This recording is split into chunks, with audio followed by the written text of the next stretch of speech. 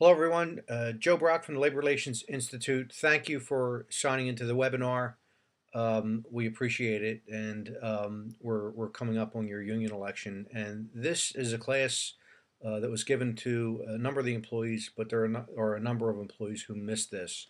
So we're putting it up on in this forum so that you can have an opportunity to get the information. And thank you again for stopping in. Again, the name of the company that I work for is Labor Relations Institute, and we work with companies in all areas and aspects of the employer and employee relationship.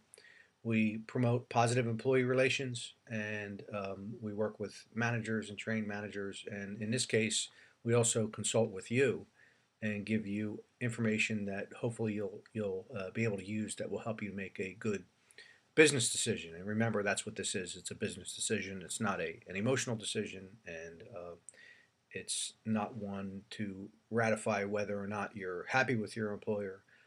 This is a purchase, and you're going to decide whether or not you're going to actually make this purchase.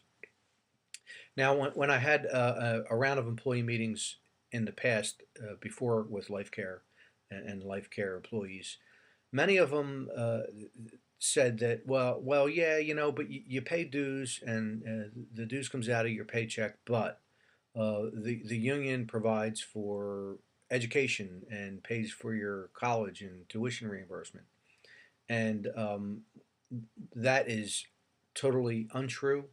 There are some collective bargaining agreements where the union has successfully negotiated things like tuition reimbursement, but those places only get that when the employer agrees to it and the employer agrees to pay for it. Your union dues money does not go to any such thing. So I thought it would be a good opportunity to show you exactly how unions use their dues money. And for this webinar, we're going to be using this document. There are a couple of documents that look like this that is linked to this webinar for you to have. You can refer to it, you can print it out, or you can just look at it online after I'm done. You won't need to necessarily follow along with it. Um, what these documents are, they're called LM2 forms. And LM2 forms are forms that unions must fill out yearly. And I guess the best analogy to describe what they are, they're kind of like a tax return. They're kind of like the union's tax return. And they fill it out, their accountants fill it out anyway. And if you know how to read these forms, you can learn a lot about the union and how it spends your money. Because they have to disclose to the Department of Labor their income and their outgo, the money in, where it came from, where it went, and how they spent it, how much they spent on you. So what I've got here is the LM2 form for the last available year, which is 2012, for the union that's attempting to become your exclusive representative. And let's take a look at how they spend their money. And while this looks technical, it's really not. And I'll explain some of the areas in here so that you can see how your money is spent. So here we have 1199C, District 1199. Here they are. They're located on Locust Street in Philadelphia. And the head guy there is a gentleman named Henry Nicholas. Henry Nicholas, Mr. Nicholas, has been a union leader in this city for decades, and he's a respected union leader, quite frankly. Now, let's take a look at their finances. The first thing I notice is their rate of dues, and you would have to look at their constitution to find out exactly how their dues are structured. But the minimum amount they charged to anybody in 2012 was $26.10, and the maximum they charged anyone was $52.50. Now, you pay dues to the local, just like you pay taxes. You may pay taxes to the state of Pennsylvania, but you also pay federal taxes too, don't you? It's the same in unions. You pay dues to the local, and you'll also pay dues to the international, and we'll show you how that works. But that is the dues that you pay to 1199, and that's the total because some of it gets funneled up to the international, and I'll explain. Um, Taking this down, and if I only showed you one part of this document, I would show you Statement B. Statement B is simply a snapshot of the money in and the money out. So let's look at this side over here. That is money in. And local District 1199C took in $6,326,021 in 2012. The lion's share of the money that they took in, 6,136,000 and change, came from dues and agency fees. That is the money that comes directly out of its members' paychecks. And if you join this union, if you vote yes, it's likely that you'll participate in that. That is the lion's share of the money they take in. You see, there are some other receipts here, but they're minimal, and their business is predicated on line 36. That's where they get their money from. So if you look over here on this side, this is where they spent their money. Now, you'll notice that the total on line 68 is 6.9 million. So not a very good model. They spent more money than they took in. Some unions, a lot of unions do that. Some unions take in more than they spend. But you can't do that in too many years and expect that you're going to survive too long. But in this year, in 2012, they spent a pretty good amount more than they took in. If you look at line 50 through 55, that mostly represents the money spent on people who work for the union. For example, when I was a union officer, I had to fill out a form every month that showed how much time I spent doing this. And they spend the most amount of time doing representational activities. And they basically lop up their salaries and show salaries and resources spent in these areas. For example, let's look at line 55. $1,027,000 to provide benefits. That is not benefits for any members of the union. That is benefits, health care, pension, and whatever benefits are provided for the people who work for the union. Right there on line 55. And my highlighting skills are not too good. So don't mistake and think that, well, that's $1 million benefits for us. That's not for you. That's for the people who work for the union. $2.2 million is for per capita tax. That is the dues that you will spend that go upstairs to the International Union. And I'll show you how they spend your money in a minute also. So again, they spent $6.9 million. Let's take this down further and look at disbursements. These are the people who are executives for the union. They sit on the union's executive board and they collect a paycheck for doing that. They make the decisions for the union. They very often will ratify contracts in many unions, and they run the business that is the union. And you'll see the salaries here. These are total compensation. Here's their gross salary, and this is their total compensation. Many of them get contributions, and they get other disbursements and reimbursements. So we can look at Peter Gould got 113,000. As you look down this, these are the total salaries, and you look at the top guy here is Henry Nicholas. Henry Nicholas is the president. This is the salary he makes. I want you to remember that name, okay, because you're going to see it again. But this is the salary he makes from District 1199, 166,000. As you look down this, you'll see that these people comprise the executive board, and again, they run the business that is the union. As you go down to this, they also have to publicly inform you of what they pay the employees. These are not executive board members. These are just people who work for the union. Organizers, secretaries, clericals, and everything else. And they also have to outline their salaries. Not outrageous in the world that I see. You typically see $100,000 salaries for people who work for unions. So this actually is not outrageous in the world I live in, but it is to show you that this is a business. These people make their living and go to work every day in the name of workers' rights, but they make a pretty good salary doing it too. So that is to show the business of the union. One other thing I almost forgot to mention when we were looking at Schedule B. Remember we're talking about this outgo, this is the money in, this is the money out. They also have to, when I told you this isn't money that they spent on employees, the benefits, they do have to list the money that they spend on behalf of individual members, and that is on line 64, and that number is 0. Many unions have a big number there. A lot of unions have a big fat zero there. This local did not spend a penny on behalf of individual members. So, but they did spend a lot on salaries for the people who work for the union, and that's my point. So as you bring this thing in, all these people are employees of the union. They also have to list where they spent the money. For example, they spent $29,000 for Academy Bus Company and transportation to a conference that they went to. As you take this down, there are a lot of places where you'll see that they spent money, and very often you see things like this: $205,000 spent at Harris Resort and Showboat. I guess that's the Showboat Hotel and Casino in Atlantic City. This is money that they spend there. They probably would rather you not see that, but it is public information, and they have to be honest on these forms. Um, so that is basically the locals' transactions, and they again they must list everywhere where they spend their members' money, and you'll see a lot of travel involved in this generally. There is that benefits. Remember, I told you that 1 million plus in benefits. These are the benefits, the dollars, the dues dollars spent to provide health, welfare, and pension benefits to the people who work for the union. So that is 1199. I want to show you um,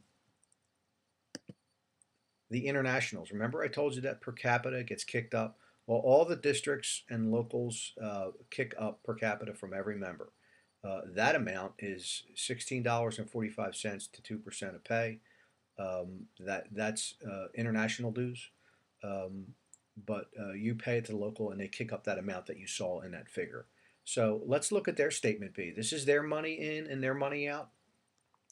They took in a total of $203 million from its membership in 2012, and this is also part of your dues that gets kicked upstairs in form of per capita.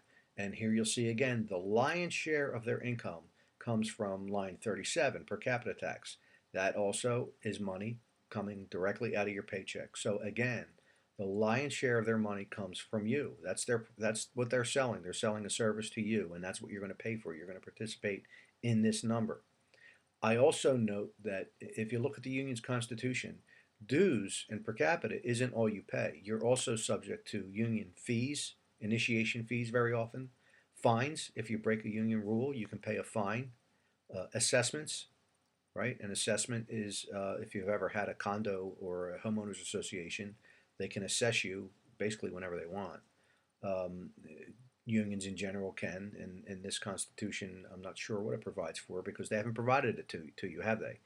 But it says here in their own financials that they collected an additional 842,000 in either fees, fines, assessments, or work permits. I'd love them to answer to you what that extra $842,000 was for.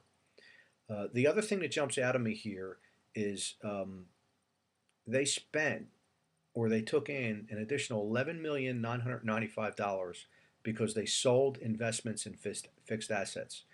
I've seen a lot of these forms. This is an unusual number to be putting here, and I will note that again, if if you look at the outgo, the international also spent a hell of a lot more than they took in, and that's on top of them selling assets to make this number as high as it is. This 11,995 represents the sale of their basically fixed assets, investments, their savings. And if you look up here, net assets, you'll see that it dropped precipitously over the course of the year from 26 million to 8 million 9. It it seems to me that you can't do that in too many years either, where you're going to have a real problem with finances, and this union seems to, because to even get to 203 million, they had to sell some of their fixed assets. That would concern me as a member. This is where they spend their money. Um, if you look at $19 million in benefits, the same as before. This is health care and pension and everything that gets provided for the employees who work for the international union. Just like your taxes pay your local or municipalities and your state level employees, your taxes also get funneled up and pay for federal employees also. Same with the union. How much did the international union spend on behalf of individual members? That's also a big fat zero. Um, Again, some unions have a very big number there. So they spent 211 million in change, and they took in 203 million in change, and that included that 12 almost $12 million in fixed assets that they sold. Okay, concerning. Let's look at the officers. Okay, this is the officers for the international. Um, Gerald McEntee is the international president, or was. He has since retired. I have seen a lot of salaries that are high. I've never seen one go over $1 million. I think the most I've seen was 500,000 or 600,000. 1.121 total compensation, most of it being in gross salary disbursements. That is outrageous. I'll just put it clearly. I was a union official for a long time. You're not supposed to get rich being a union official. You're supposed to do it because you believe in the cause, and you believe in the cause of the social cause that unions are supposed to represent. This guy got $1.1 million for being an international president, an outrageous amount, in my opinion. But as you go down, you'll notice that the international, maybe he's the interim president because he's also listed as the international president, just like Gerald McEntee. They paid him an additional $350,000. That's a lot of money for a president. The United States president doesn't get anywhere close to that. As you get into international officers, this is their executive board, and you'll look at what's notable about this is the salaries aren't that much, and you'll notice all these people have international vice president titles. I will note that the United States needs one vice president. ASCME needs 43 of them, apparently, to run their business. These are members of the executive board. They hold a title. Many of these, and dare I say, most of these employees get paychecks from other sources also. And I'll show you as an example. There's that name again, Henry Nicholas. Remember that name? He received, as you remember, $166,000 from District 1199C. But he also sits as an international vice president, and he gets an additional $17,600 for doing that. Now, one of my pet peeves as a union official was how many union officials get themselves multiple titles. And in the union, you can be the president, and you can be the congressman, and you can be the senator, and you can be the mayor, the dog catcher, and they have different names for it and for the titles, but you can hold more than one position in the union, and very often you can get another salary for it. And many union officials get 2, 3, and 4 salaries in this country, sometimes more, and they like that. You would like it too. They like it, and the only way they can keep that going in an era of declining union membership is to convince you that you need to join them and participate in this, and that's what this is about. These are all international officers. This is just the officers. Where do you see the employees? These are people who go to work. Their job is to go to work for the union. And we'll start with Stephen Regenstrife. Sorry, Stephen, if I butchered your name, but I'm sure you're doing fine because you're making $432,000 as the retirees director for the union. And as this list goes on, you will see some outrageous salaries for people who go to work every day. And again, all in the name of workers' rights. These are their titles. And yeah, I expect the general counsel to make a lot of money, but I don't know that I expect these salaries to go that high. And I will be scrolling this down. And I'm sorry if this makes you dizzy, but I'll be doing this for a long time here because there are a lot of names of people who work for the International. And you will see that organizers are making 150, regional directors, and not surprising, associate directors. And even when you get into places like clericals and administrative assistants, you will see $100,000 plus salaries. Assistant director, organizer 2 is making 140. Field auditor 3 is making 140. So you can look at these salaries, and again, I'm going to be scrolling this for a while because these are all people that your dues pay for. And again, if they want to keep all these people working, labor economist 3, he's at 125. If you can get one of these jobs, join a union.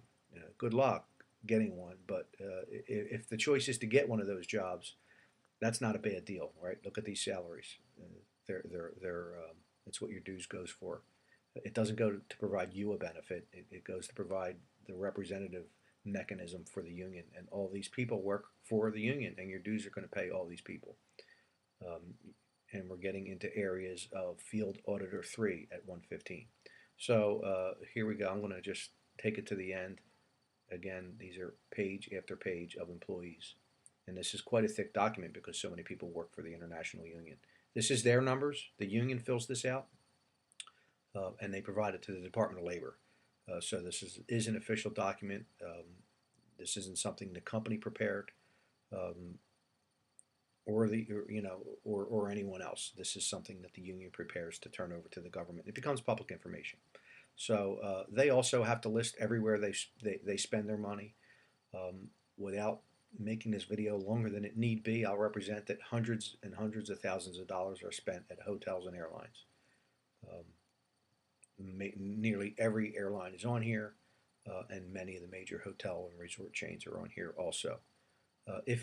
If anyone would like a copy of this, I'll be glad to provide it for you. I'm in the workplace often. I'll be in there for the next couple of weeks up until the election. You can also email me and I'll send you a link to it. My email address again is joebrock@comcast.net, JOEBROCK @comcast.net. And I'll be happy to provide you with the link to this so you can look this up yourself. Or again, these documents should be attached to this webinar so you could just click on it and look at them for yourself. So I'm only halfway through this document, believe it or not. So I'm just going to go down to the bottom and show you that benefits again, the nearly the $19,456,000 in benefits. These are all the benefits that the international employees enjoy. Some may get more than others. I don't know that, but you have many insurance policies, pension plans, healthcare plans, and everything else for people who work for the union. So that's the union's LM2, the international union. So that's what your dues goes for. It doesn't go to provide you with any physical benefit. The union will argue that yes, it does. It provides you with the benefit of representation. Okay. But I note, and one of my problems with the labor movement when I was with it is that they take pretty good care of themselves, and very often that's at the expense of its own members. If they have to choose between your best interest and theirs, too often they choose their own. And again, a lot of people are getting rich being union officials, and that's not what it's supposed to be about. The last thing I'm going to just touch on briefly, because I don't want to bore the hell out of you. I've been challenging this union to turn over and pass out copies of their international constitution. You have a handbook at work. Well, when you join the union, you're going to have to abide by their handbook too. And that's this. That's the international constitution. It's the union's handbook. And it outlines all the costs of membership. It outlines the rules that you agree to follow.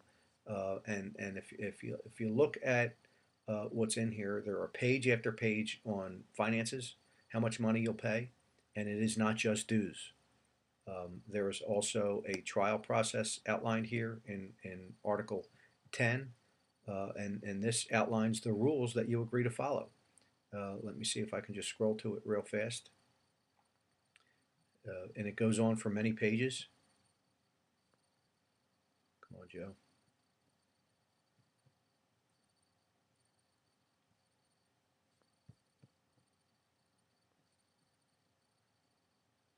Article 10. Article 10 talks about the judicial procedure. If you violate any of the rules, if you cross a picket line, if you try to get rid of the union, perhaps, if you violate any of the provisions in all these pages in this book, there's a trial process outlined, and if they bring you up on charges and find you guilty, they can do things like fine you money and other things. Most union members will spend their whole life in the union and never be brought up on charges. But if you're somebody who would think it's okay to cross a picket line and you're a member, if you're somebody who would try to get rid of the union, many unions don't hesitate to bring those members up on charges, and some will even argue that it's used as a political tool to squelch opposition. And I've experienced that personally myself, in my opinion. So get a copy of the union's constitution. You can Google it. If not, the company would be happy to make you a copy of it. You can Google it right online, AFSCME Constitution, and you can read it for yourself. But I'd much rather, the union should have given this out to you before they ever asked you to sign a card. Read this. This is going to bind you. See if you're okay with it. The union should have a class on what this means. Union membership is an important decision, and they should at least not hide the ball and show you their constitution so that you can see what's in here. You have membership obligations. You're going to read this. You're going to promise to abide by the Constitution. And if you don't abide by the Constitution, there is a trial process, and they can discipline you, and it can cost you money. You give a union a lot of power when you allow them to become your exclusive representative. So that's it for the union's finances and the union as a business. If you have questions, come and see me. I'm not here to smoke you. I'm not here to give you bad information. I'm here to give you accurate information. I'm willing to give you all of the documents that we've shown you. I'm not here to hide the ball. I want you to see this stuff. I want you to check it. I'll challenge you to catch me in anything that is less than 100% truthful. I want you to check. And I'll tell you right, you should not believe me. You should check. You should check everybody. This is a campaign, and in campaigns, sometimes people lie. And it's up to you, buyer beware, to find out who's lying to you and who's giving you accurate information.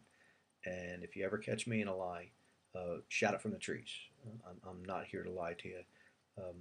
There's a reason union membership is at 6.6% in the private sector. If unions were getting you respect, if they were getting people more money, typically, there's nothing anybody could say. It would be like Walmart on Black Friday, right? People would be beating down the doors to get in, but they're not. So buyer beware. Make this a good, conscious business decision, and don't make it a rhetorical one. Don't make it because you're mad at your company. I get it, but don't let that be you. So if you have any questions, Joe Brock at Comcast.net. Thank you for watching. Thank you for listening. However you vote, I wish you well, and I hope things work out well for you. Thank you very much.